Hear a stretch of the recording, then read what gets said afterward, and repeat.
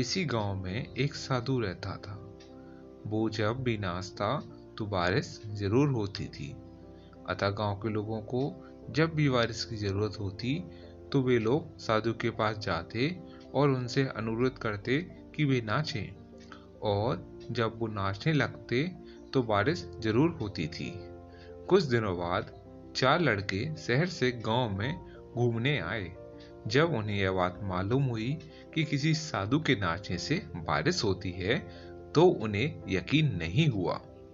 सिर्फ पढ़ाई लिखाई के घमंड में उन्होंने गांव वालों को चुनौती दे दी कि हम भी नाचेंगे तो बारिश होगी, और अगर हमारे नाचने से नहीं हुई तो उस साधु के नाचने से भी नहीं होगी।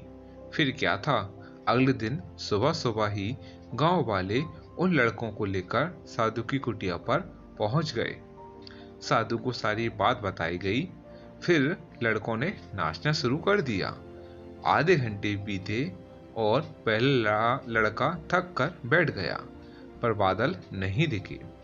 कुछ देर में दूसरे ने भी यही किया और 1 घंटा बीतते बीतते बाकी दोनों लड़के भी थक कर बैठ गए, पर बारिश नहीं हुई। अब साधु की बारी थी।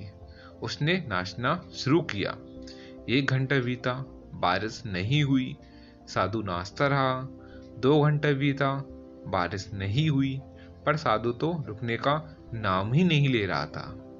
धीरे धीरे शाम ढलने लगी कि तभी बादलों की गड़गड़ाहट सुनाई देने लगी और जोरों की बारिश होने लगी। लड़के दंग रह गए और उन्होंने साधु से क्षमा मांगी और पूछा,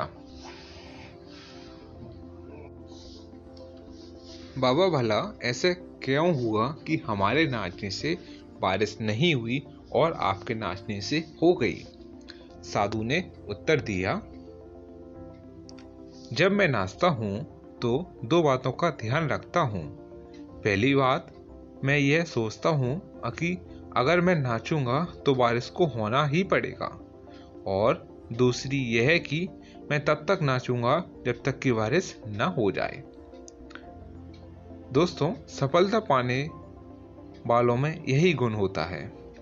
वो जिस चीज को करते हैं उसमें उन्हें सफल होने का पूरा यकीन होता है और वे तब तक